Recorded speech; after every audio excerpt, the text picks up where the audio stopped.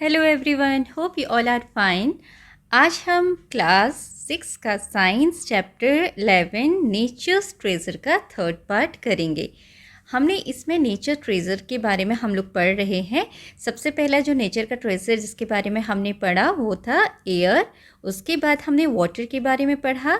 आज हम नेचर के जो अदर ट्रेजर्स हैं और जो खजाने हैं वो क्या क्या हैं उनके बारे में पढ़ेंगे। चलिए शुरू करते हैं। In the chapter A Journey Through States of Water, we have learned about water cycle where the sun plays an important role in evaporation of water. तो यहाँ पर बताया गया है कि जो हमने चैप्टर पढ़ा था A Journey Through States of Water, उसमें हमने सीखा था वाटर साइकिल के बारे में। ठीक है, जहाँ पर जो सन है वो बहुत इम्पॉर्टेंट रोल प्ले करता है, क्योंकि जो वाटर साइकिल होती है उसमें सन का बहुत इम्पॉर्टेंट रोल होता है। सन की लाइट की वजह से ही पानी इवेपोरेट होता है। तो इसके बारे में हमने पढ़ा था सन की रोल के बारे में। Have you ever observed your mother और grandmother cut raw mangoes and expose them to the hot sun for several days to dry.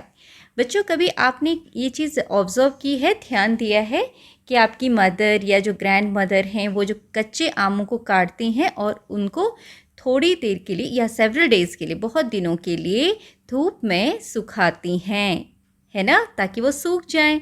उससे क्या होता है, फिर अचार भी बनता है। ठीक है, बहुत सारी रेसिपीज़ बनती हैं ड्राई मैंगो से। तो क्या आपने कभी देखा है उनको धूप में सुखाते हुए इन चीज़ों को, मैंगोज़ को? Let us explore more about energy from the sun. चलो हम सन से जो हमें एनर्जी मिलती है उसके बारे में और एक्सप्लोर करें और जानें और खोजें। एनर्जी फ्रॉम द सन, तो ये है सन से जो हमें एनर्जी मिलती है। तो चलो इसमें क्या बताया है। On a sunny day Bhoomi and Surya are helping Ajit dry chillies in the sun. एक सनी डे के दिन, सनी डे मतलब जिस दिन बहुत अच्छी धूप निकली हुई है, उस दिन भूमि और सूर्य क्या कर रहे हैं, अपनी अज्जी की मदद कर रहे हैं चिलीज़ को सुखाने के लिए। ठीक है, जो मिर्च हैं, चिलीज़ मतलब मिर्च को धूप में सुखाने में अज्जी की मदद करते हैं। अज्जी बोलती हैं we use the heat from the sun to dry it. Ajji बोलती हैं हम इनको सुखाने के लिए सूरज से हमें जो गर्मी मिलती है, हीट मतलब गर्मी, ठीक है, सूरज से जो गर्मी मिलती है उसको इस्तेमाल करते हैं, उसका यूज़ करते हैं इनको सुखाने के लिए। We can use dried chillies when fresh ones are not available. अजी बताती हैं कि हम इन सूखी हुई मिर्ची को तब इस्तेमाल करते हैं या कर सकते हैं जब हमें फ़्रेश मिर्ची ना मिले मार्केट में या बाज़ार में। जब हमें मिर्ची नहीं मिलती फ्रेश, तो हम इन सूखी हुई मिर्ची को यूज़ कर सकते हैं। सुखा के रखने से मिर्ची ख़राब नहीं होगी। ठीक है, I will give you some to take home. अजी उनको बोलती हैं कि मैं कुछ तुमको घर ले जाने के लिए दूंगी। Do you know that the sun is the main source of energy on earth. क्या आपको पता है जो सूरज है वो धरती पर, हमारी जो धरती पर जो भी एनर्जी है उसका मेन सोर्स है सूरज। धरती पर हर तरह की जो एनर्जी मिलती है वो हमें सन से मिलती है। Sun is the main source of energy. All plants and animals are dependent on it. जितने भी प्लांट्स हैं, पेड़ पौधे हैं, और जितने भी एनिमल्स हैं, एनिमल्स इन बर्ड्स, इंसेक्ट्स जो भी हैं, वो सब किस पर डिपेंडेंट हैं, सन के ऊपर डिपेंडेंट हैं उन एनर्जी के लिए। We use heat and light from the sun for various purposes. Heat होती है गर्मी, लाइट मतलब धूप, है ना, रोशनी।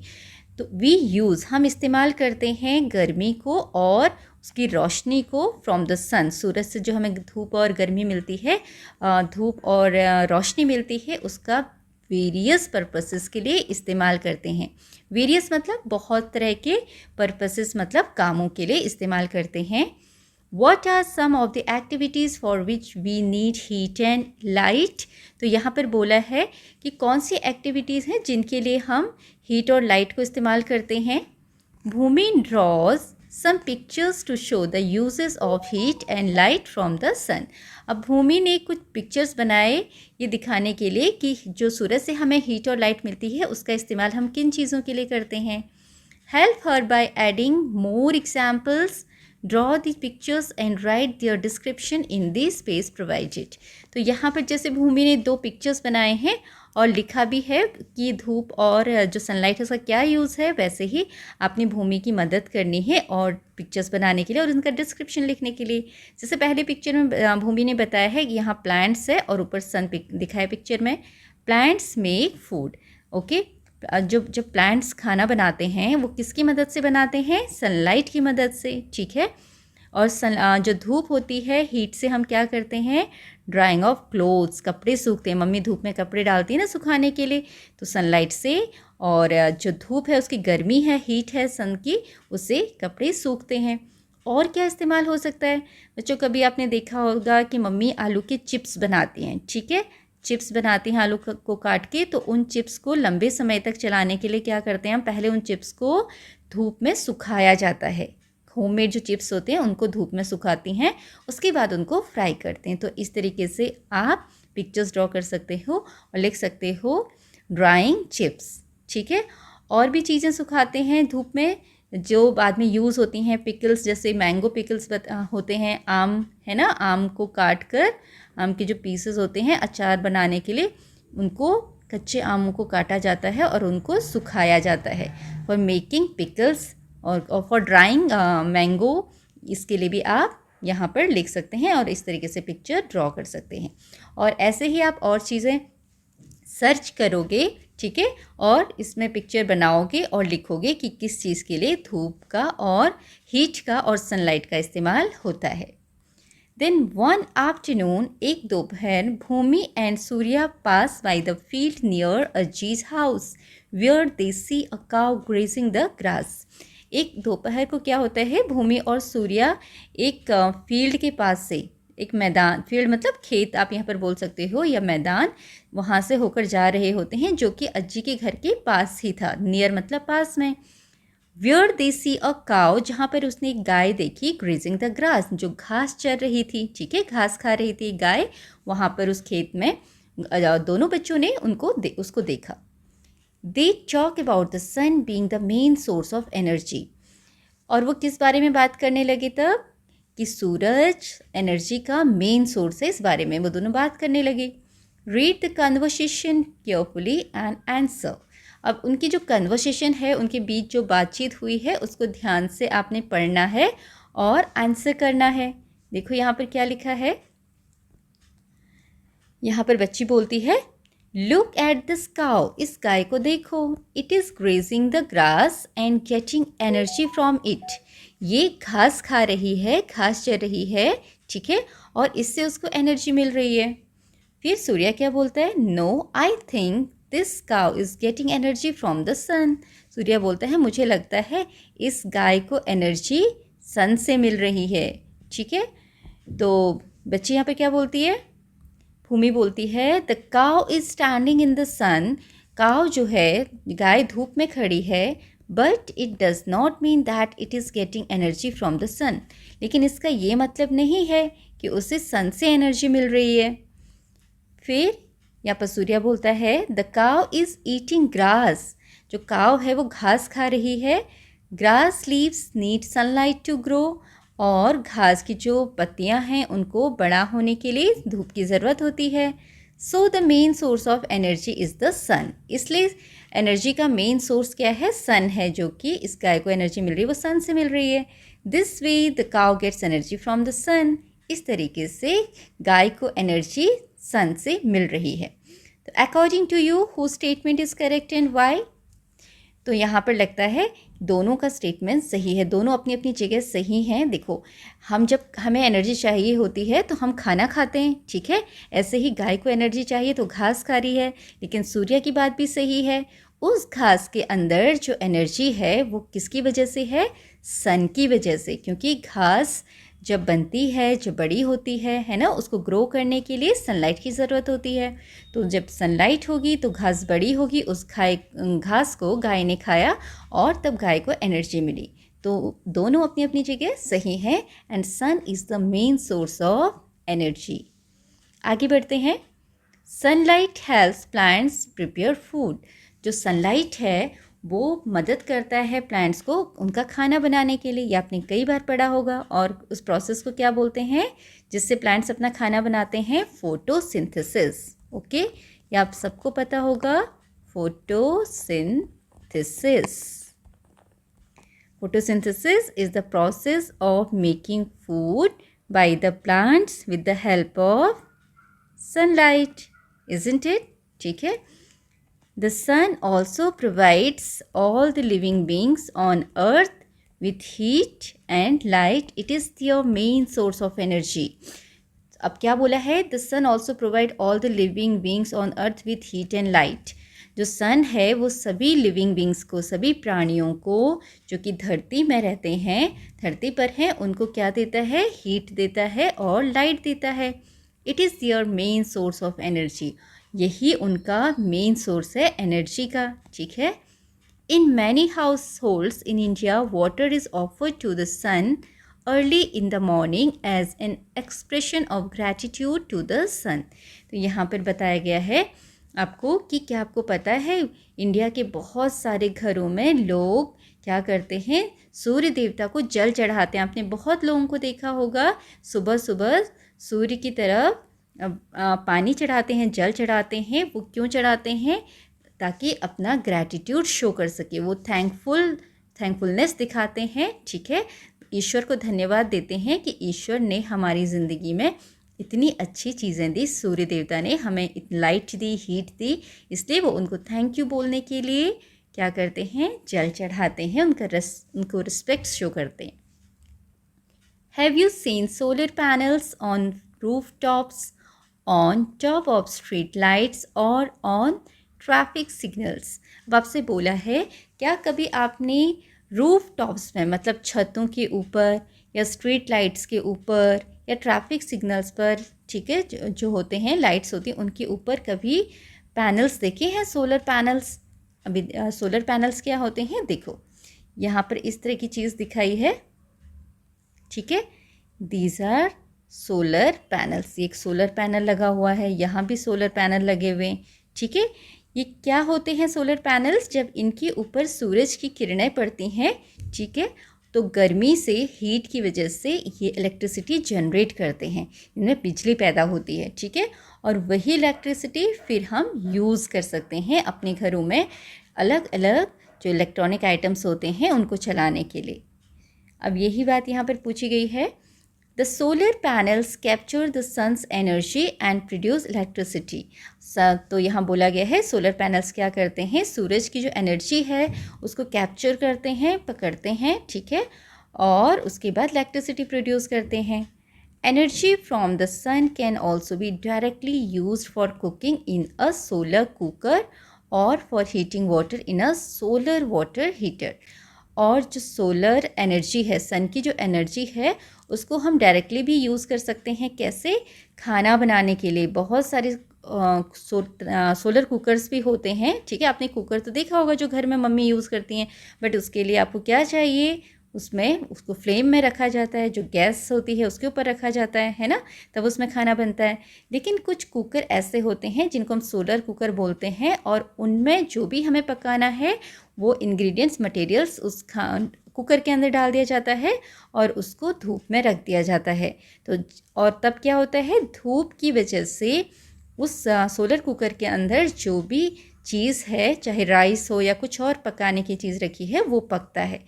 और ऐसे ही सोलर वाटर हीटर्स होते हैं जो कि सोलर एनर्जी को, सन की एनर्जी को हीट उसकी जो हीट होती है उसको लेकर पानी को गर्म कर देते हैं। ठीक है, तो पानी को गर्म करने के लिए हम सोलर वाटर हीटर यूज़ करते हैं, जो कि सूरज की गर्मी को, सूरज की एनर्जी को यूज़ करके पानी को गर्म कर देते हैं। तो यहाँ पर आपको यूजेस दिखाए गए हैं सोलर एनर्जी के। ठीक है, next is what will happen if the sun is not visible for a few days?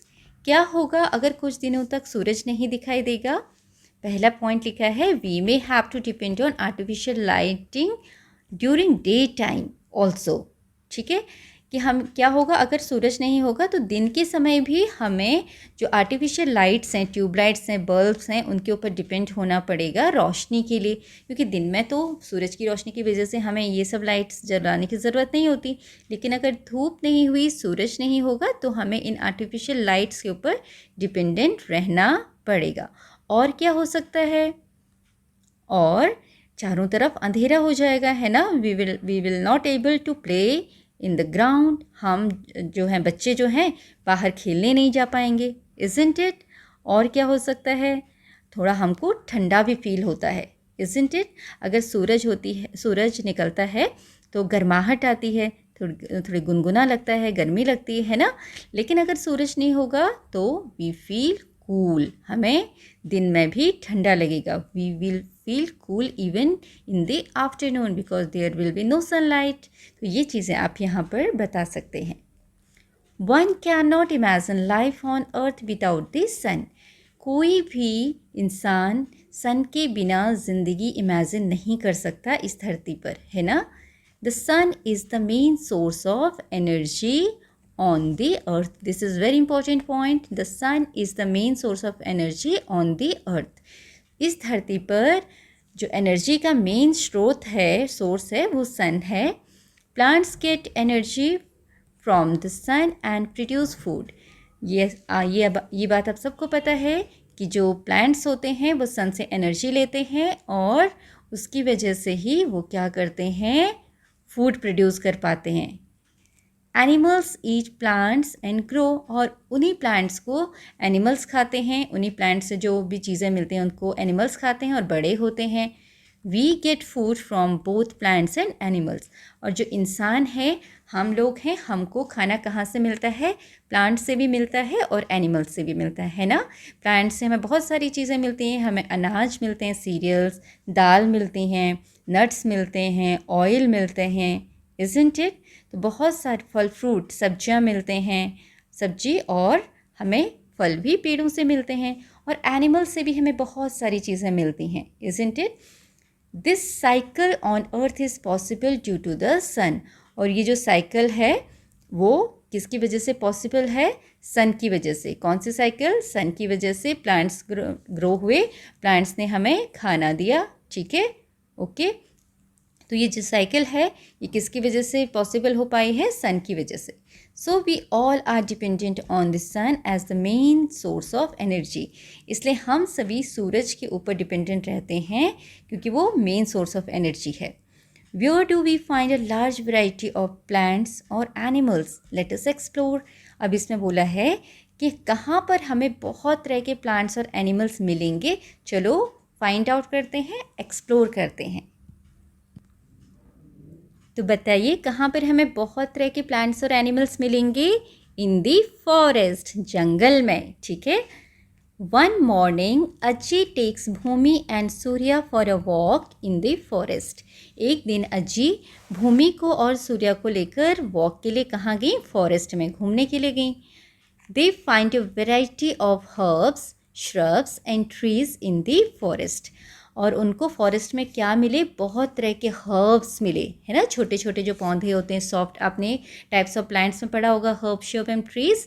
तो उनको बहुत तरह के हर्ब्स मिले जो सॉफ्ट प्लांट्स होते हैं। देन श्रब्स मिले, झाड़ियाँ या बुशेस को हम श्रब्स बोलते हैं। और ट्रीज़ मिले, बड़े बड़े जो पेड़ होते हैं उनको हम ट्रीज़ बोलते हैं, ठीक है। ये सारी चीज़ें उनको जंगल में मिली।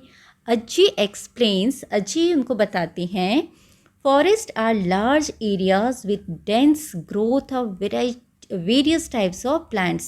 फॉरेस्ट क्या होते हैं, फॉरेस्ट एक बहुत बड़ा एरिया होता है जहाँ पर बहुत तरह के प्लांट्स डेंस फॉर्म में ग्रो करते हैं। डेंस मतलब बहुत घने, ठीक है, बहुत पास पास बहुत सारे पेड़ होंगे, एकदम घना होता है, जंगल बहुत घना होता है, बहुत सारे पेड़ एक साथ होते हैं। On the way they collect some nellikai. Nellikai क्या है, Kannada term for Indian गूसबेरीज।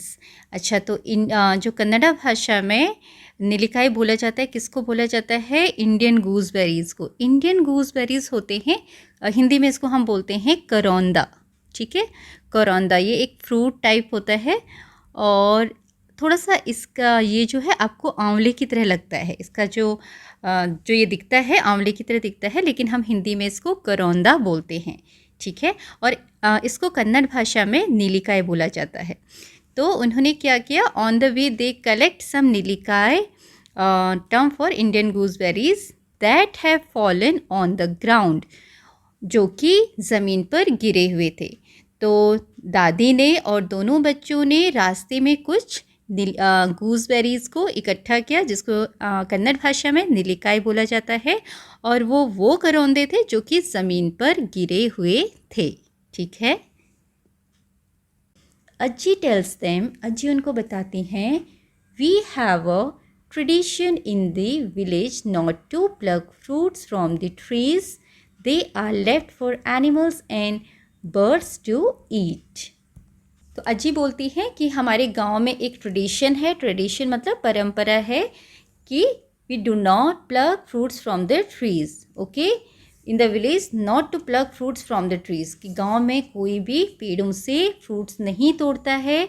They are left, उनको छोड़ दिया जाता है, फॉर मतलब के लिए, किसके लिए, animals and birds to eat, जानवरों के और पक्षियों के खाने के लिए। तो दादी बोलती हैं कि गांव में एक परंपरा है कि पेड़ों से फ्रूट्स नहीं तोड़ना है, और उन फ्रूट्स को जानवरों के लिए और पक्षियों के लिए छोड़ दिया जाता है, ठीक है। देखो यहाँ पर एक पिक्चर है, यहाँ पर गूसबेरीज़ को ये लोग इकट्ठा कर रहे हैं, और दिस इज़ द फॉरेस्ट, और फॉरेस्ट में कितने सारे एनिमल्स हैं, स्क्विरल, डियर, ओके। तो आगे क्या है, discuss with your friends and make a list of at least 5 products that we get from forest. तो यहाँ पर आपने एटलीस्ट 5 चीज़ों के नाम बताने हैं जो कि हमें फॉरेस्ट से, जंगल से मिलते हैं। तो अच्छा, इससे पहले बच्चों देखो, अज्जी ने बताया ना कि उनकी गांव में परंपरा है कि वो पेड़ों से फल नहीं तोड़ते, तो इसीलिए वो जो गूसबेरीज ज़मीन पे पड़ी हुई थी, जो ऑलरेडी फॉलन थी, गिरी हुई थी, उन्हीं को उन्होंने उठाया, उन्हीं को वो इकट्ठा कर रहे थे, ठीक है। तो यहाँ पर आपने लिखने हैं 5 चीज़ों के नाम जो हमें पेड़ों से मिलते हैं। पेड़ों से हमें क्या क्या चीज़ें मिलती हैं, या फॉरेस्ट से हमें क्या क्या चीज़ें मिलती हैं, वो आप लिखेंगे। आपको फॉरेस्ट में जंगल हैं, पेड़ हैं, है ना, वहाँ से बहुत तरह के मेडिसिन्स मिलेंगे आपको, okay. You can write medicinal herbs, medicinal herbs. और क्या मिल सकता है हमें फॉरेस्ट से, हमें फ्रूट्स मिलेंगे वहाँ से, ठीक है, बहुत तरह के फ्रूट्स के ट्रीज़ भी फॉरेस्ट में होते हैं। Then you can also get nuts, nuts भी आपको मिल सकते हैं, ठीक है, ड्राई फ्रूट्स जो होते हैं उनको हम नट्स बोलते हैं। Then you can also get honey, आपने देखा होगा बहुत सारे लोग मधुमक्खी के छत्ते से हनी निकालते हैं, तो जंगलों में भी मधुमक्खी के छत्ते होते हैं जहाँ से आप हनी ले सकते हैं, ठीक है। Then you can also get paper, paper होता है पेड़ों से बनता है, तो वो भी हमें एक तरीके से फॉरेस्ट से ही मिलता है। देन टिम्बर, टिम्बर हम बोलते हैं लकड़ी को, ठीक है। तो जो फर्नीचर वगैरह चीज़ें बनती हैं, फर्नीचर की टेबल बनते हैं, चेयर्स बनते हैं, बेड्स बनते हैं, वो लकड़ी के बनते हैं, तो जिसको हम बोलते हैं टिम्बर, ये भी आपको मिलता है जंगल से। और आपको ऑक्सीजन भी मिलता है, क्योंकि पेड़ हमें ऑक्सीजन देते हैं, और जंगल में तो कितने सारे पेड़ हैं, तो ये सारी चीज़ें हमें फॉरेस्ट से मिलती हैं। और भी बहुत सारी चीज़ें हैं, you can also write name of those things. Now forests are a natural home for many wild animals including birds and insects। तो यहाँ पर बोला गया है कि जो जंगल हैं वो बहुत सारे एनिमल्स के और बर्ड्स के और इंसेक्ट्स, कीड़े मकोड़ों के क्या हैं, नेचुरल होम, उनके घर हैं, ठीक है। जंगल इन सभी लोगों के घर हैं, जानवरों के, बर्ड्स के और इंसेक्ट्स के नेचुरल होम हैं जो प्रकृति ने उनको दिया है, ठीक है, उन्होंने बनाया नहीं है, नेचुरली बने हैं उनके घर। Forest provide food and shelter to them, जो जंगल हैं उनको फूड देते हैं, खाना देते हैं, और शेल्टर देते हैं, रहने की जगह देते हैं, ठीक है। ये जो जंगल हैं वो इन बर्ड्स को, इन इंसेक्ट्स को और इन एनिमल्स को रहने की जगह और खाना प्रोवाइड करते हैं। In nature every animal depends on others life forms for survival। तो यहाँ पर बताया गया है कि इस प्रकृति में हर जानवर डिपेंड रहता है दूसरे के ऊपर अपने सर्वाइवल के लिए, ज़िंदा रहने के लिए, है ना। एक जानवर दूसरे जानवर के ऊपर निर्भर रहता है। The diversity of life forms ensures food for every living beings. अब जो डाइवर्सिटी है लाइफ फॉर्म्स की, डाइवर्सिटी मतलब देखो हमारी प्रकृति में बहुत तरह के एनिमल्स हैं, बहुत तरह के प्लांट्स हैं। तो कुछ छोटे एनिमल्स हैं, कुछ बड़े एनिमल्स हैं, है ना। छोटे एनिमल्स कुछ हैं जो केवल पेड़ पौधे खाते हैं, ओके, ग्रेन्स खाते हैं। पक्षी हैं जो ग्रेन्स खाते हैं, तो वो ग्रेन्स को खा के अपना जीवन चलाते हैं, सर्वाइव करते हैं। कुछ उनसे बड़े एनिमल हैं जो उन्हें खा जाते हैं, ठीक है, और वो इस तरीके से ज़िंदा रहते हैं, फ्लैश ईटिंग हैं, ओके। जैसे कि अगर कोई फॉक्स है, डियर है, ये एनिमल छोटे हैं, और ये एनिमल जैसे आपका डियर है वो घास खाता है ना। हिरन घास खाता है और ज़िंदा रहता है, और हिरन को दूसरा जानवर खा जाता है, शेर खा जाता है। तो इस तरीके से एक दूसरे के ऊपर ये अपने फूड के लिए, अपनी सर्वाइवल के लिए डिपेंडेंट हैं। हर किसी एनिमल को पूरे नेचर में कुछ ना कुछ खाने की चीज़ें मिल जाती हैं अपने ज़िंदा रहने के लिए। However, over the years, the forest cover has been decreasing mainly due to human activities like large-scale cutting of trees. लेकिन यहाँ पर बोला गया है कि ओवर द ईयर्स, सालों से क्या होता चला आ रहा है, forest cover has been decreasing. जंगल का जो एरिया है वो कम होता जा रहा है कुछ सालों से, और ये मेनली किस वजह से हो रहा है, ह्यूमन एक्टिविटी, जो इंसान जो कुछ काम कर रहे हैं। कौन सा काम, like large scale cutting of trees, बहुत बड़े स्केल पर, बहुत बड़ी मात्रा में पेड़ों को काटा जा रहा है, ठीक है, और इस वजह से जंगलों की संख्या कम होती जा रही है। It takes many years to grow a new forest और रिस्टोर लॉस्ट फॉरेस्ट। अगर हमें कोई एक नया फॉरेस्ट, नया जंगल ग्रो करना है, उगाना है, उससे बना पूरा ग्रो करने में सालों लग जाएंगे। जंगल एक दिन में तो नहीं बन सकता है ना। पेड़ पौधों को बड़ा होने में बहुत साल लगते हैं, और जंगल में तो कितने सारे पेड़ पौधे होते हैं, तो एक पूरा जंगल बनाने में सालों लग जाते हैं। और रिस्टोर करने में भी, रिस्टोर करना मतलब अगर कोई जंगल है जिसमें बहुत सारे पेड़ काट लिए गए हैं और हमें फिर से उसको हरा भरा बनाना है, फिर से वहाँ पर पेड़ लगाने हैं, तो उसमें भी बहुत समय लग जाएगा। Therefore, we must preserve and use forest responsibly so that they get enough time to regenerate.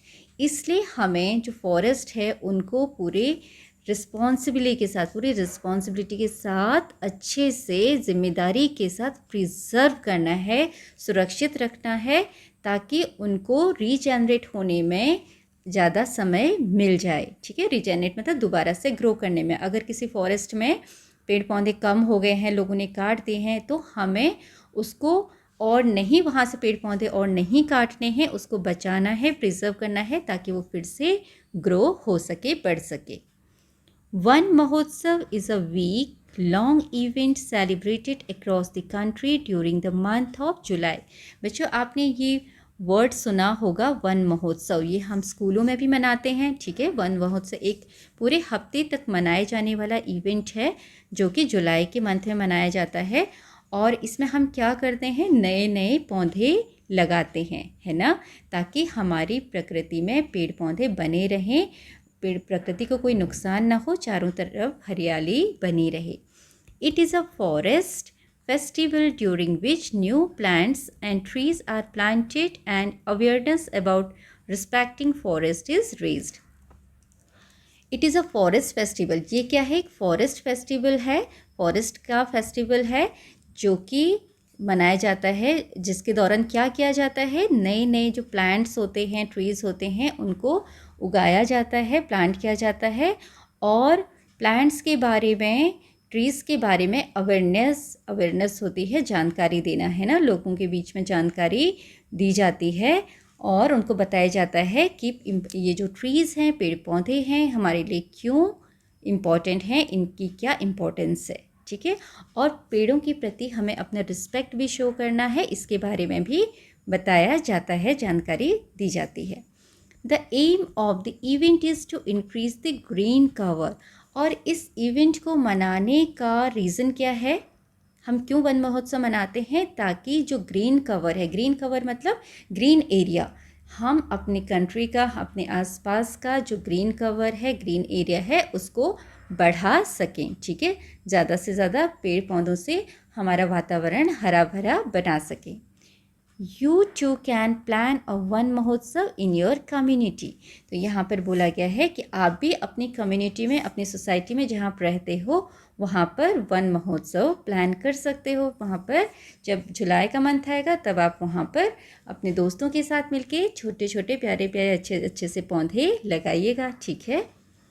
What are the consequences of cutting a large forest area? अब यहाँ पर पूछा गया है आपसे कि अगर हम एक लंबे फॉरेस्ट एरिया को काट देंगे तो उसके क्या परिणाम होंगे, क्या नतीजा निकलेगा?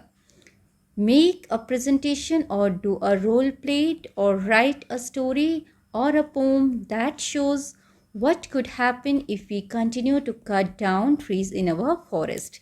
तो यहाँ पर बोला गया है कि आपको एक प्रेजेंटेशन बनानी है। प्रेजेंटेशन बना सकते हो आप, रोल प्ले कर सकते हो, कोई कहानी लिख सकते हो, पोम लिख सकते हो। किस बारे में? कि अगर लार्ज फॉरेस्ट एरिया को काट दिया जाए तो उसके क्या परिणाम होंगे। तो ऑब्वियसली बच्चों, अगर हम लार्ज एरिया को, फॉरेस्ट एरिया को काटेंगे तो वो हमारे लिए ठीक नहीं होगा। आसपास का जो वातावरण है वो शुद्ध नहीं रहेगा, क्योंकि जो प्लांट्स हैं, ट्रीज़ हैं, वो क्या करते हैं? एयर को फ्रेश करते हैं, ऑक्सीजन प्रोड्यूस करते हैं ना। बीमारियां फैल सकती हैं और गर्मी बढ़ती है। अगर प्लांट्स नहीं होते हैं तो आसपास थोड़ी गर्मी बढ़ जाती है, आसपास का टेम्परेचर बढ़ जाता है। हमें वहाँ पर जो एनिमल्स हैं, जो बर्ड्स हैं, वो देखने को नहीं मिलेंगे, है ना। ये भी नेचर का एक पार्ट है, तो उनको घर नहीं मिलेगा। और जंगलों से तो हमें कितनी सारी चीज़ें मिलती हैं, तो वो सब चीज़ें भी हमें नहीं मिल पाएंगी। तो इससे रिलेटेड कोई भी प्रेजेंटेशन आप बना सकते हो, पोम लिख सकते हो, कहानी लिख सकते हो। ठीक है। From ancient times, India had a tradition of respecting, protecting, and preserving forest. You have already learned about sacred groups in the chapter Diversity in the Living World. Many efforts have been made by common people to prevent the cutting of trees and the saving forest.